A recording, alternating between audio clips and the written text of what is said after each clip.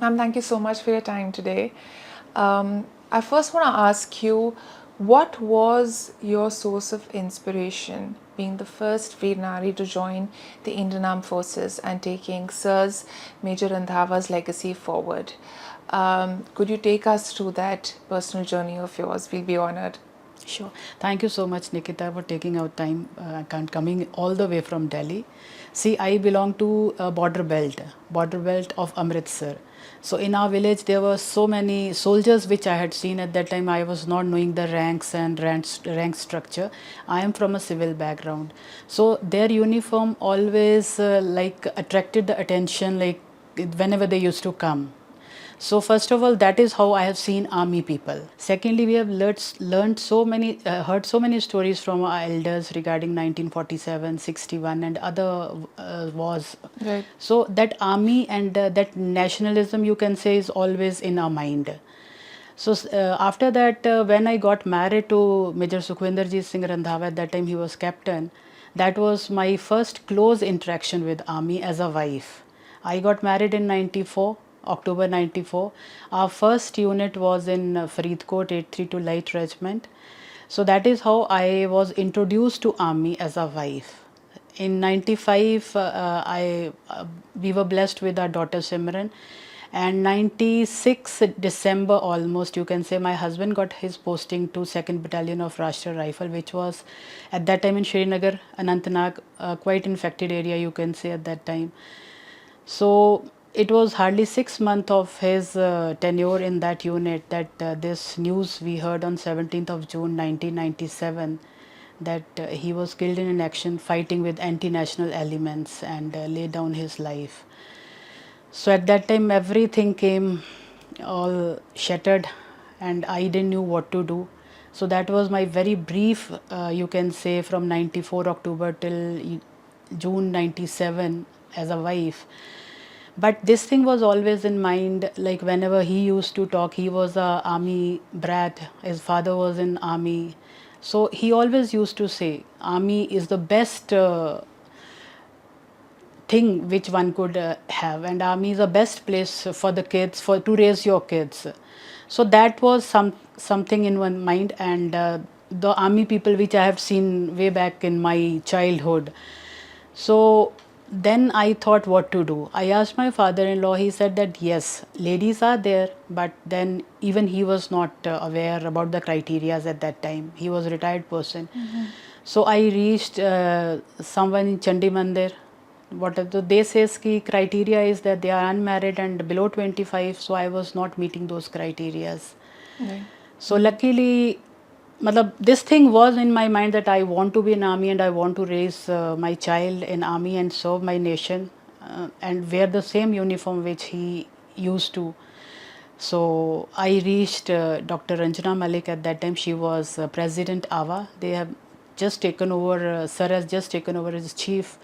So I met her, and it was also news for her ki how will she help me. But then she could speak to, with the help of Sir, she could speak to Defense Minister, and rules were made for us that married widows can go to the army. Right. Age was relaxed, child was relaxed, so marital status was relaxed for us. So that is how I got into this organization. So Right. June I lost my husband, and December 97 I had given my SSB in Bhopal, and March I joined the academy. So this was a very roller coaster ride Right. for me, you can say. Right. But Right. this is how I entered into this organization. Lovely. Ma'am, could you take us through your experience, your journey at OTH Chennai? How was that experience? What were some of the challenges you faced? And also, I'm sure you possessed a lot of skills. So, could you take us through that, please? Sure. First of all, I want to tell you that my first day in academy, like when I entered, was 21st March, and it happened to be my birthday. So you Oh, can say this right. was my new birth over there in Yes. academy. Yes, So when I was absolutely. entering on that date was 21st, and 23rd our training started. Oh, wow. So Okay. What a blessed day to yeah. start off a new journey. Yes, definitely. Mentally, physically, everything. It was very challenging. Mentally, because just few months back only I lost my husband. Then leaving my daughter with my sister, she was 1.5 at that time, leaving her alone with my sister and with my mother. That was my mental challenge. And physical, of course, it was very challenging, but thankfully I'm a sports person. But still, I had a cesarean just a year and a half back, and then Right. doing this rigorous training, because there is, Mrs. Malik once told me before joining academy ki we are waiving off you these things, but we will not be waiving you any this thing in training. Training you have to complete on your own, and competing with your own course mates. Right. So my course mates were almost 5 to 6 years younger to me, so I was competing with them. But yes, definitely training should be difficult, because I think if it is difficult, then only we are like this. Right. It should be difficult, and we had fun also. At par with all the others, Yeah. it gives you a true sense of the Yes. organization And my yeah. course mates, my fellow people who were doing this training, even they did not let me at any given time let me down or look at me ki, oh my god, she's married person or something. Never in my life till date. We have so good bonding with each other. That's Year lovely. and a half back, we celebrated our 25th year of commissioning, and we all went to Chennai again and did all the drills and all everything again. So, That's wonderful. and one Yeah. more incident in my training I wanted to mention is about my basic DS. That was the first time this lady officer, Captain Reenu Sharma, had come there as a basic DS, RDS. So she called me in her office and asked me, at that time I was Pannu, because it was named as per matriculation certificate, so everybody used to call me Pannu. So she said, ki, what happened with you? So I started narrating my story. I think after 2 3 lines I started crying, and then the moment I used to cry, she used to send me off. Next day again she called me, and I think she called me for 15 20 days, and I was very frustrated with this, thinking what is she up to. But finally, when I narrated my story 3 4 times without crying, and this is said, ki, this is what I want, that you should be strong enough to tell your story without a tear in your in your eyes. This is a sense of proudly this thing moment that you should not be crying in front of people. So Right. I am really thankful to her also, Right. Reenu ma'am. Ma'am, how do you see, with respect to contributions of women in the Indian Army, how far women have come?